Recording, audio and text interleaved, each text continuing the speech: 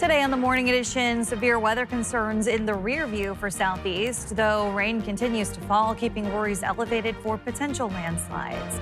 Plus, looking ahead to election season in Fairbanks, from budget priorities to ice raids, candidates in several different races fielded questions from the public. And later, it's a dog-eat-dog, it's a dog-walk-dog world out there. We'll take a look as the Morning Edition starts now. Look at that, Aaron. Wonder what that's all about. I mean, sometimes you got to dress up to take the dogs out for a walk. You have to do an array of things to get dogs to do what you want them to do, right? Yeah, because, I mean, most of them may be scared of humans, but they're like, hey, there's a dog costume, a guy in a dog costume. Of course, they don't know it's Must be a friend. Someone in, yeah. We are waking up. We're still holding on to some of that unsettled weather across the Gulf Coast region, but activity is beginning to kind of dwindle down, although we are still favoring some light rain showers in the forecast. Currently sitting at 42 degrees to start off this morning, with winds for the most part remaining fairly light out of the north at 8 miles per hour. We are waking up this morning to a chill in the air. Many areas dipping down into the lower 40s, although as you head along the Glen Highway, we are seeing some locations beginning to approach freezing. 33 in Eureka. 34 degrees in Golcana. Some sunshine breaks across western parts of South Central this morning. And then you can see as you head out towards Prince William Sound, we continue to favor some of those isolated to scattered rain showers. So yes, rain is still with us, but we will see a lot more drier activity to be expected today. A better return to some of that rain builds in towards the evening hours. Even out towards Southeast, while that rain remains, there is no flood watches, no high wind warnings in place across the Panhandle, but we are still going to continue to favor some rain showers, although nowhere near as heavy as what we have been dealing with. Out west, this is our next storm system moving through the Bering. That's leading to increasing rain and gusty winds for the Aleutians. That's going to build into southwest Alaska. And then eventually later this week, we're going to see additional rain spreading across South Central and Southeast. For that bus stop forecast this morning, 41 degrees. Grab that jacket. Just a bit cool as you step outside for the first part of the morning. We are going to rebound back into the mid to upper 40s later this afternoon. We could even see a few lower 50s, but cooler weather is taking hold across South Central. For those highs today, you can see 49 in Wasilla, 48 in Talkeetna. Most locations, again, expected to top out near 50 degrees, while coastal regions, you'll be slightly warmer. Now, here over the next couple of days, we'll see those overnight lows a bit on the cooler side. I'll have more on that potential first freeze and when we can expect to see it coming up. Right now, the worst of the weather in Juneau seems to have passed, with rain continuing, but not amassing flood-worthy amounts, as a flood watch expired at 4 a.m. today. Over the weekend, Wrangell issued a public service announcement about increased landslide risks after heavy rain and wind hammered Southeast. In Juneau, the city and borough are asking people to remain alert. Meantime, in the interior, a portion of the Taylor Highway near Eagle was closed after another landslide. The DOT says the highway was closed in both directions near mile 115 yesterday, though they have updated us that one lane is now open, but the slope is unstable and urge the use of caution. We are working as fast as we can while keeping safety in mind for both our crews and drivers. And once we're able to reopen the Taylor Highway safely, we will do so. You can follow along with updates on the closure on Alaska 511. Turning now to the newsroom, where Adelmi joins us, bringing us the latest updates on local and regional headlines. Adelmi. Kristen, our investigative team is tracking the jury selection in Anchorage for a 28-year-old Fairbanks man prosecutors say is one of 3 accused in a 2016 kidnapping and sexual assault of a teen. On or about August 14, 2016, at or near Anchorage, William Doug Burgess, Jean Oliver Vigo Jr., and Sergei Gaston Azidi II as principal and work. Alaska Superior Court Judge Andrew Peterson reading the charges to potential jurors and naming the men prosecutors say were involved. Court documents say the 3 men kidnapped a 15-year-old girl. They say she knew Burgess and told police that during the kidnapping, she was asked about her friends, her hands and ankles were zip-tied, and she was pushed down a hill in the woods. Judge Peterson said Monday he expects the trial to last no longer than 2 weeks, with a verdict anticipated by October 2nd. Of the other two men, one accepted a guilty plea. The other has a hearing in October. Our investigative team has asked the Department of Law and Burgess's defense attorney for clarification on why this case took so long to reach trial. We are still waiting for a response. Anchorage police say Donna Nielsen is the name of the person who was hit and killed by an alleged drunk driver in Anchorage over the weekend. Officers say Nielsen was on a sidewalk just after 1 Saturday morning when she was hit by a car going north on Minnesota. Police say the driver of that vehicle, Joshua Vargas, hit another car while trying to drive off. Officers were able to arrest Vargas. He's facing multiple charges, including manslaughter and a DUI. The charging documents say Vargas fled the scene and was later found near West High School, where a test revealed his blood alcohol content was nearly 4 times the legal limit. Police who responded to the scene say Vargas claimed his twin brother was driving the vehicle.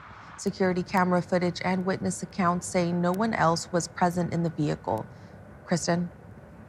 All right, thanks, Adelmi. As election season builds in the interior, candidates in every contested race packed Fairbanks City Hall, taking questions from local reporters and the League of Women Voters. Topics included budget priorities, ways to boost voter turnout, and support for neighbors experiencing homelessness. School board candidates addressed diversity and student safety related to immigration raids. City council hopefuls were pressed on whether they support a citizen police review committee, a proposal backed by the NAACP. I would be opening to hear both sides of that. I do think that my personal opinion would be to leave it up to law enforcement, as that's their specialty. I don't want to get too many chefs in the kitchen per se. It's hard enough right now to get police to work. So I'm concerned about putting a hurdle in the way of bringing more people online. I know we work real hard with the local entities via the native population to make sure that that gets healed. Election Day is October 7th in Fairbanks. Early voting continues today at the Bentley Mall. Find expanded coverage of the debate, including school board member priorities, on our website and mobile app. Anchorage riders are embracing e-bikes and scooters, but do you know where you can roll? Lauren Maxwell shows us the rules of the road and how to avoid a ticket. At Pablo's Bike Rentals in downtown Anchorage, about half the customers request electric bikes. How popular are they? They're getting really popular. Yeah, we've increased our inventory on the e-bikes significantly in the last couple of years. When customers ask where they can ride, they point them to the nearby Coastal Trail, a place shared by walkers and riders alike. Police say it is legal for e-bikes to ride anywhere regular bikes can go. Roads, sidewalks, and bike trails, provided their motors aren't too powerful, and the maximum speed is 28 miles per hour of pedal-assisted power or less. Faster e-bikes are considered motor-driven cycles and are only permitted on roads. And to operate one of those on the roadway, you have to have registration, insurance, and a driver's license. The same goes for stand-up motorized scooters, provided they go 20 miles an hour or less. Just like a bike, they're permitted on roads, sidewalks, and trails. But just because they're legal... So we let them know that all of our bikes are equipped with a bell, so they're able to let people know that you're coming by. Riders still have responsibilities. People operating bicycles on a sidewalk or a pathway, they do have to slow down to a reasonable speed when they're passing others, and they have to yield the right-of-way to pedestrians when they're doing so. Another thing to know, bikes aren't welcome everywhere. One place where bikes of any kind are not allowed on the sidewalk is downtown. And if you're ticketed, you could get a fine of $50 plus a $20 surcharge. Enthusiasts say e-bikes have made it easier for a lot of people to get outside, but knowing the rules plus common courtesy is important in any shared space. Lauren Maxwell, Alaska's News Source. The 2025 Alaska State Fair broke records and earned national honors. The fair drew nearly 390,000 visitors, up from 370,000 last year, and was named the 7th best state fair in the nation by USA Today. CEO Jeff Curtis called it an overwhelming success. The ConocoPhillips concert series sold out 5 shows, while grandstand favorites like the Demolition Derby boosted attendance by 34%, he says. Heating costs are are expected to climb this winter. The National Energy Assistance Directors Association says households will spend an average of $976 to stay warm, an increase of nearly 8% from last year. Higher natural gas and electricity prices are driving the hike. The Center for American Progress reports dozens of utilities have already raised rates or plan to in the coming year. Meantime, federal assistance has flatlined, and Congress is expected to keep funding unchanged when the new fiscal year begins October 1st. Well, we've talked about it. We've looked forward to it. We've dreamed of this moment, but Fat Bear Week is finally here. The brackets have been announced and voting is open today. We'll see more when the morning edition returns. While rainy conditions continue to dwindle across a large portion of the state, we're still holding on to wet weather. I'll have more on that cooler weather heading our way. But first, sunrise, 7:47 in Anchorage, 6:45 in Juneau. Your full forecast is next. Welcome back on this Tuesday morning, Aaron, with a look at our forecast. Yeah, we continue to favor some of those rain showers across the Gulf Coast region, although that activity not going to be as heavy as what we have been dealing with. We are chasing the first freeze across the state. Of course, portions of the interior already beginning to see that temperature this morning dropping down near freezing, where we are dealing with some areas of wintry mix. And while rain remains for southeast, not as heavy to be expected. There is no flood watches, no high wind warnings or watches in effect for southeast. While rain is still expected today, we'll largely hold off to some of that heavier rainfall arriving as we welcome in the coming days. Now, yesterday was the official start of fall. Notice we've lost just over 7 hours of daylight, where we're sitting at just over 12 hours of daylight for today. By December, we'll be sitting at just under 5.5 hours of daylight. So starting tomorrow and then lasting through the rest of the year, we will begin to see more nighttime than daylight. As far as the first freeze, when we typically see it across the state, here in Anchorage, right around September 24th. Fairbanks, September 6th is when you tend to see that first freeze. And we're actually on track for one of the latest on record. I believe the latest ever recorded for Fairbanks was back in September 28th. So we are chasing one of the latest, even out towards southeast. We're expected to see the first freeze likely occur as we welcome in October. In fact, here across South Central, not looking likely that we're going to see a freeze in Anchorage. Now, by week's end, we will see that potential for some frost possible across the region, potentially seeing a freeze for parts of the Susitna Valley, the Copper River Basin, and western parts of the Kenai. But we are waking up this morning. There's those temperatures out west sitting near or below freezing along the slope into the interior, where Fairbanks is waking up to some light snow showers this morning.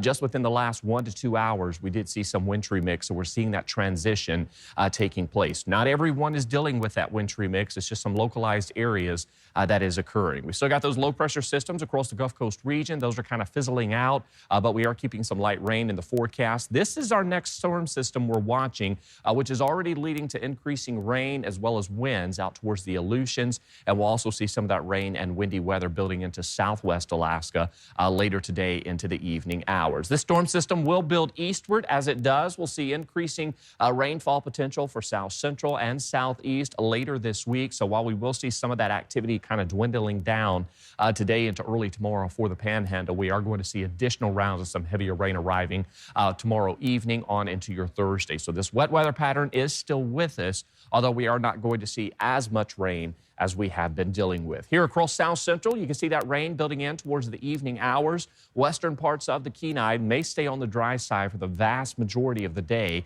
until the overnight hours, when we begin to tap into some of that light rainfall. Anywhere from about 1 to 3.5 inches across Prince William Sound and portions of the Kenai. Elsewhere, we'll see anywhere from about 1/10 to about 4/10 of an inch of rainfall to be expected. So that wet weather, again, still with us. Just some isolated scattered activity building in towards the evening hours. It's going to be a cooler one today across South Central. Most locations may only stay in the 40s. And then you can see for the foreseeable future, yes, we'll keep with some daily rain, more so out towards the coast, but we can't rule out some passing showers for inland areas. Daily highs dropping into the upper 40s by week's end. All right, thanks, Aaron.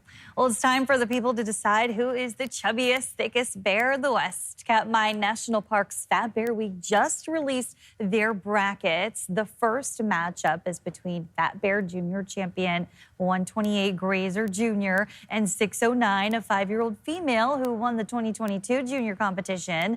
The second matchup will be 503, a large adult male against 901, a medium-sized adult female. The first round of voting begins from 8 a.m. to 5 p.m. That's today, Alaska time, so don't forget to cast your vote. While all eyes are on Katmai National Park for Fat Bear Week, one town is celebrating the week a little differently. Until Sunday, residents of Sitka can submit photos of the potholes they come across as part of Fat Pothole Week. To be eligible for the contest, the pothole must be found within Sitka city limits and within the jurisdiction of the Department of Transportation.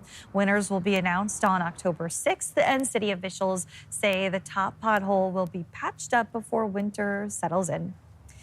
Thanks for listening to our podcast. Click subscribe so you can get the latest podcasts from Alaska's news source automatically and stay up to date with breaking news and in-depth reporting available for free 24/7 with the Alaska's news source app.